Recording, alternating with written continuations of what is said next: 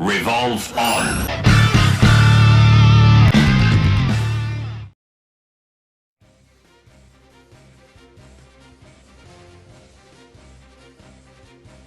Et salut à tous, ici Playmaker. Hop, alors, de base cette vidéo, j'avais prévu parce que, comment vous expliquer, depuis l'annonce de la saison 7 de Beyblade Burst, il y a un mois, c'est ça, oui, j'ai vu sur les réseaux pas mal de gens balancer, enfin, énoncer énoncer leurs avis, leurs attentes, leurs craintes par rapport à la saison, et je me suis dit, vu que là, je viens de finir de regarder je suis en train de regarder la saison 5 avec un ami qui découvre la série, je me suis dit, bah, vu que pour la saison 5, j'avais fait une vidéo où j'expliquais mes craintes sur la série, la saison 5, donc j'avais fait ça au début vers l'épisode 4 et 5, où j'ai expliqué mes craintes sur ce qui pourrait risquer d'arriver selon moi, pourquoi je risquerais de ne pas aimer. Le final, vous le connaissez, cette saison, je la déteste toujours autant, et toutes mes craintes se sont fondées au fur et à mesure. Et là, avec cette saison 7, je me suis dit, bah, je vais faire pareil. Et dans le même temps, en fait, j'avais juste prévu de faire ma vidéo combo test sur Bass Hyperion. Là, je range mes toupies, je viens de finir de filmer, là. Et, ben, de nulle part, encore une fois, hein, comme pour le trailer sorti de nulle part. La chaîne officielle arrive en mode bonjour, on balance l'opening anglais officiel de la saison 7, voilà. Donc on en apprend un petit peu plus, et bah, vu qu'on est dans le thème, donc je vais en parler un peu plus, pas forcément d'opening, mais de ce qui se passe en fait dans la communauté avec cette saison 7, qui n'a pas encore démarré, hein, faut savoir. Donc voilà. Vous entendez des bruits de toupies, des bruits de pas mal de trucs. Encore une fois, je suis en train de faire du rangement chez moi avec toutes les toupies qui traînent. Donc voilà. Donc, pour ceux qui débarquent et qui ne savent pas ce qui se passe, Beyblade Burst est fini. Au Japon. Voilà. En gros, le manga s'est fini en février-mars de l'année dernière, avec l'histoire sur Belle, donc la saison 6. La saison 6 s'est finie l'année dernière. Putain, mais dévisse-toi, toi. 2 secondes. Mon tournevis, il est où ? La saison 6 s'est finie l'année dernière au Japon en mars aussi. Hop.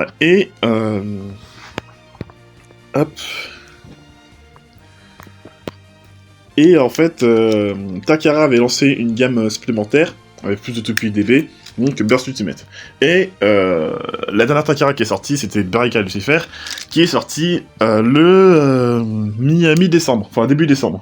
C'est fini en décembre. Mais justement, un peu dans la même période où Lucifer est sorti au Japon, Hasbro ont annoncé de nulle part la saison 7 de Beyblade Burst, donc Beyblade Burst Quad Strike. Sauf que, comme j'ai dit, c'est Hasbro, parce qu'en fait c'est une saison exclusive de chez Hasbro qui va sortir. Donc, il y avait des questions qui se posaient. On a vu les toupies des deux protagonistes, donc on retrouve Beyblade Azura de Quad Drive dans les saisons 6, et Quaddra, donc une nouvelle bladeuse, qui va être l'arrivée de Belle pour cette saison, qui manie Lightning Pandora, donc qui est une toupie exclusive Hasbro. Et Belle va utiliser Divine Bellfire, qui est une toupie de type attaque de chez Hasbro aussi, parce que voilà, on avait eu des images, c'était le modèle 3D de la version Hasbro. Logique, parce que c'est une saison Hasbro, donc les toupies de l'anime seront des Hasbro. C'est quelque chose qui n'est pas forcément plu, et qui plaît encore moins aujourd'hui, parce que justement quand l'opening est sorti hier, on a eu différents toupies, différents visuels, et ce sont toutes des Hasbro, et ça n'a pas plu à tout le monde. Même si là pour le coup vous allez voir que il y a pas mal de fans assez mitigés, parce que d'un côté, il y a les toupies Hasbro, et Hasbro, je vais pas vous faire les vidéos que j'ai faites à l'époque, voilà, auprès des fans, c'est pas l'amour fou, mais à côté, Hasbro ont quand même pris le temps de ramener pas mal d'anciens personnages dans la saison 7. De mémoire, on a tous les héros de chaque saison, en fait, donc Valte revient, mais si on connaît pas encore cette toupie, Aiger revient, Dante revient, les frères Ezashi reviennent, et Belle sera là aussi. Et en plus d'eux, on retrouve Xander, qu'on n'a pas revu depuis le début de la saison 3, Ken, Midori et ses marionnettes Kiro et Bessu, qu'on n'a pas revu depuis la saison 2, ça fait 5 ans qu'on n'a pas vu, et Kit Lopez, qu'on n'a pas revu depuis la fin de la saison 3. Donc voilà, ils ont ramené les personnages qui date, donc ça c'est cool. Et je suppose que Shu et Helen seront pas loin, parce que on a Bots Present S8 qui est sorti, enfin qui existe dans le line-up de la Game Quest Strike. Et si ils suivent ce qu'a fait Takara, on a Barricade Lucifer qui devrait sortir sous Hasbro, donc Barricade du Suisse ou une merde du genre niveau nom. Voilà. Donc déjà, je chope mes notes. Je chope mes notes. Donc déjà, ouais, les problèmes. Alors pour moi, cette saison, comment vous dire, j'ai hâte de la voir, mais bah il y a déjà des problèmes, enfin il va risquer d'avoir des problèmes auprès de la communauté et des fans. Enfin, oui, surtout par rapport à ça en fait. Premier problème, ben c'est Hasbro. Alors, quand je dis que c'est Hasbro problème, c'est pas le fait que ce soit Hasbro qui fasse la saison qui pose problème, c'est le fait que depuis 2018, donc au début de Turbo aux US, il y a une énorme fracture qui s'est créée entre la fanbase Beyblade sur internet et Hasbro.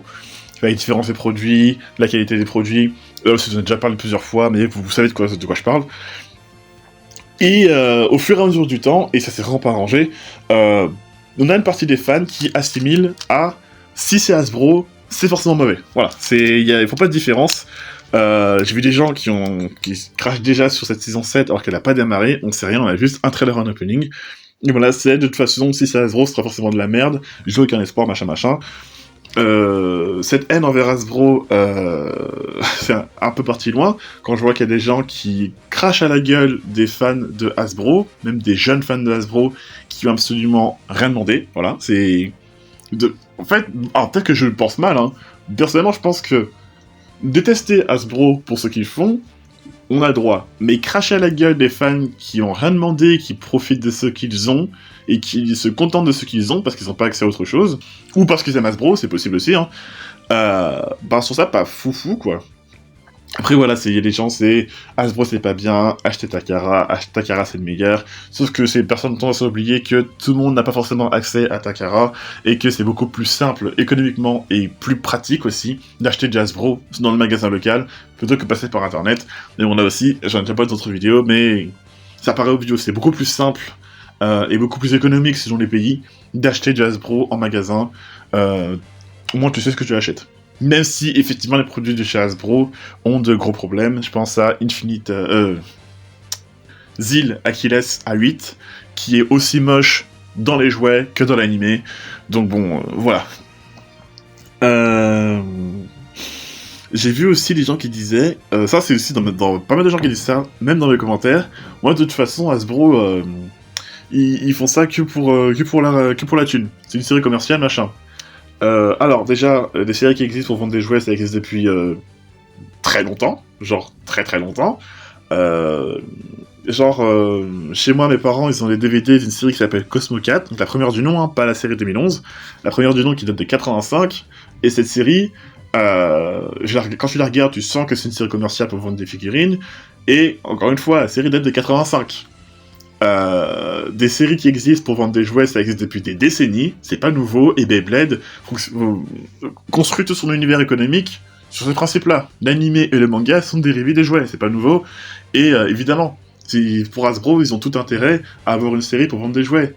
Takara n'ont pas fait de série parce que Beyblade est ancré dans leur culture, donc les toupies se vendront quoi qu'il arrive, mais chez nous, ça reste qu'un phénomène de mode techniquement. Donc forcément, s'il y a un animé qui fait la pub pour les jouets, tant mieux, j'ai envie de dire. Donc ceux qui disent pour ça qu'il y a pour la thune, oui, techniquement oui, c'est une entreprise de jouets, donc sinon c'est pour la thune. Après, ça dépend de comment c'est fait. J'en parlerai assez par rapport au scénario, mais pas parce qu'une licence possède des jouets qui sont pas fous, que la série sera forcément mauvaise. Et vu qu'on reste sur du Hasbro, j'ai donné pour exemple Power Rangers, plus précisément Beast Morphers et Power Rangers Dino Fury, qui sont des séries Power Rangers régies par Hasbro, parce que depuis quelques années maintenant, Hasbro possède Power Rangers. Ces deux séries-là possèdent des jouets qui sont vraiment pas fous, et je pense que tous ceux qui regardaient Power Rangers Dino Fury diront pareil que moi, même si les jouets sont pas fous, la série reste quand même super intéressante, au niveau scénaristique, au niveau machin. Voilà, faut vraiment séparer les jouets de l'animé, de la série. Même si la série fait la promotion des jouets, les personnes qui produisent les jouets sont pas les mêmes qui produisent la série. Donc pour Hasbro, pour Beyblade, pas parce que les jouets sont pas fous, que l'animé sera pas fou aussi. Parce que, pour exemple, hein, tout le monde dit Takara, Super King, les toupies étaient très cool, hein, mais l'animé reste quand même à chier, hein. Ah, je suis désolé, je reste en position, je sais que voilà, c'est chacun a son avis sur le truc, mais les toupies Super King sont intéressants, mon système préféré, mais sont très cool, très jolis, mais l'animé, il est éclaté. Même si les toupies jouets sont bien, Super King, Surge, pour moi, reste une catastrophe. Et pour aller dans le sens des fans qui détestent la saison 6, les toupies du système DB sont très appréciés et très cool, mais la saison 6 c'est pas aimé pour autant. Certains la considèrent comme pas bien. Parce que c'est le ressenti de chacun. Pas parce que l'animé ou la série est bien pas bien, que les jouets seront forcément bien pas bien. Faut séparer les deux. Mais voilà, faut vraiment prendre du recul, comme disait Pega dans sa vidéo qu'il a sorti il y a pas longtemps là, prendre du recul sur les deux. Oui, dans l'animé, il y a les modèles Hasbro, oui, ça fait pleurer parce que gna c'est Hasbro c'est pas bien, mais au moins, si vous aimez pas Hasbro, peut-être faire l'effort de regarder la série, pour son histoire, pour le retour des personnages qu'on n'a pas revu depuis longtemps, pour la série en elle-même. Il y a des personnes qui regardent la série sans forcément acheter les toupies. Oui, il y aura des Hasbro, et alors, regardez la série, si c'est pas forcément la catastrophe. C'est au moins laisser une chance à la série, vous contentez pas de « Ah là là, il y a des Hasbro, ce sera forcément mauvais ».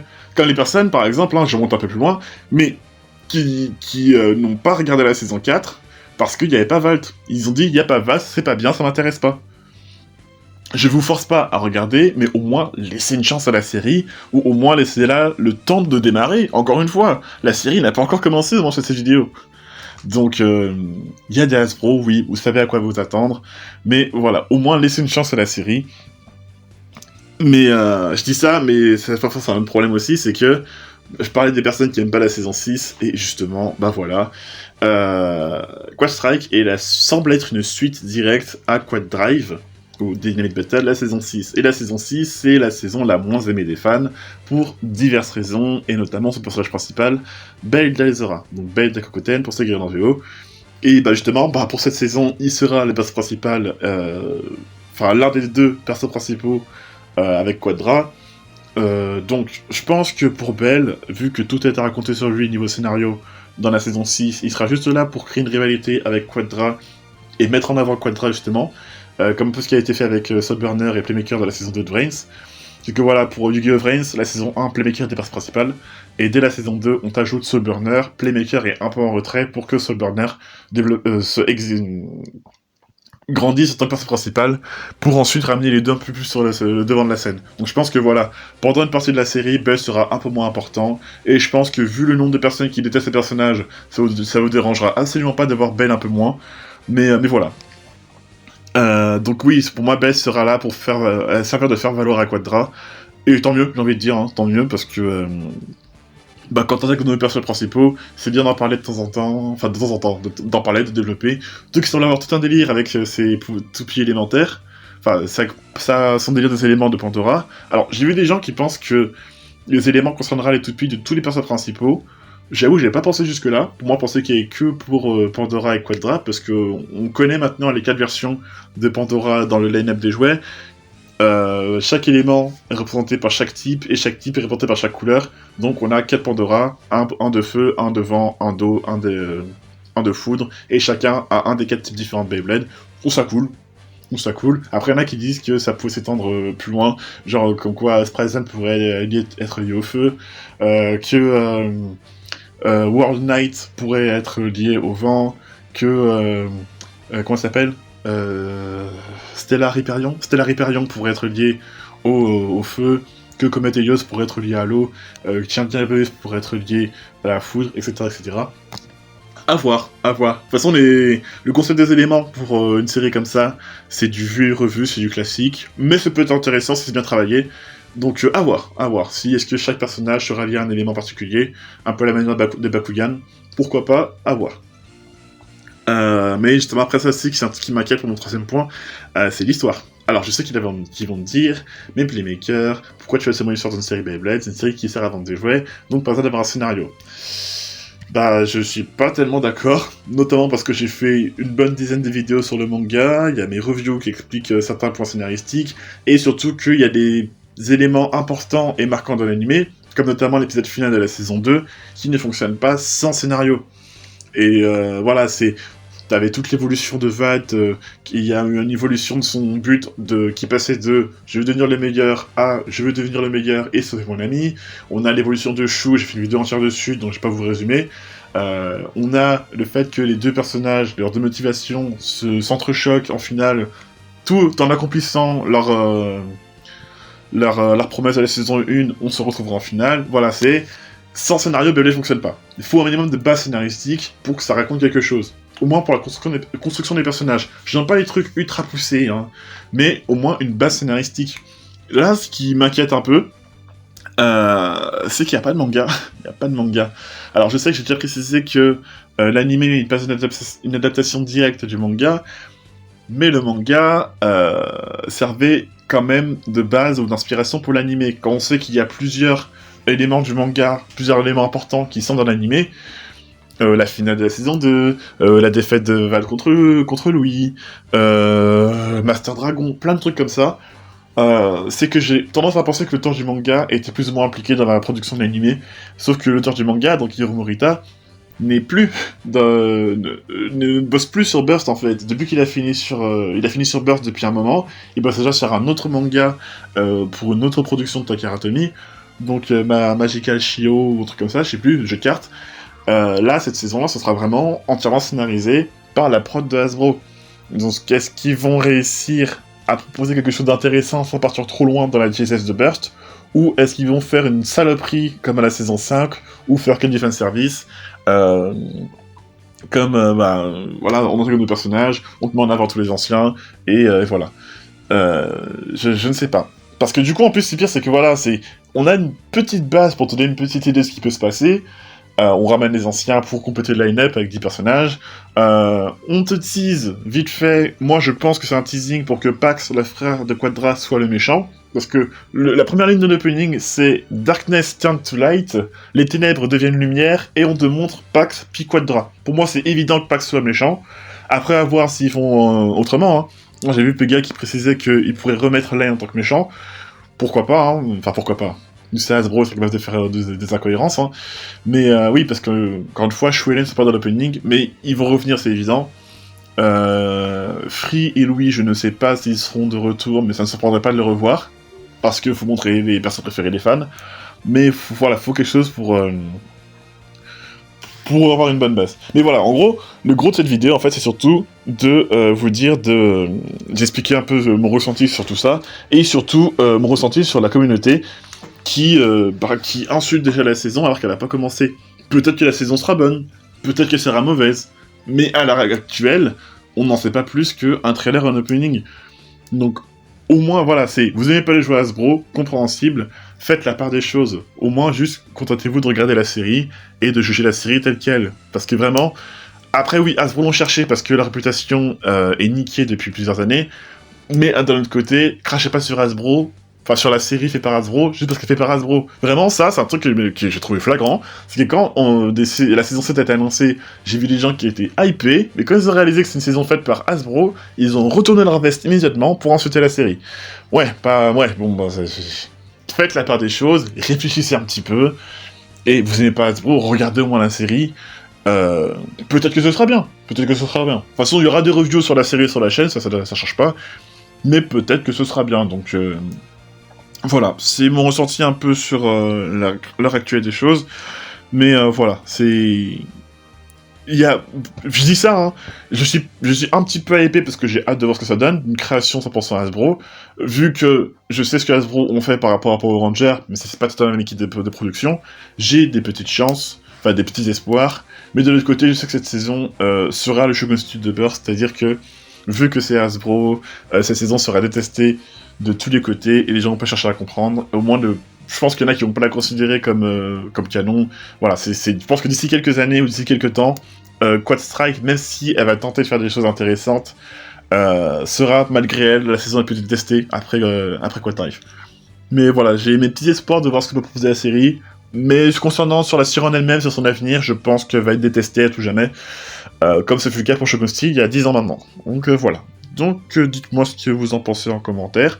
Moi, je vais finir de ranger mes bordels et finir le montage vidéo de la chaîne, de la vidéo combo test qui arrive dans la semaine. Et sur ce, je vous dis à la prochaine et bon week-end.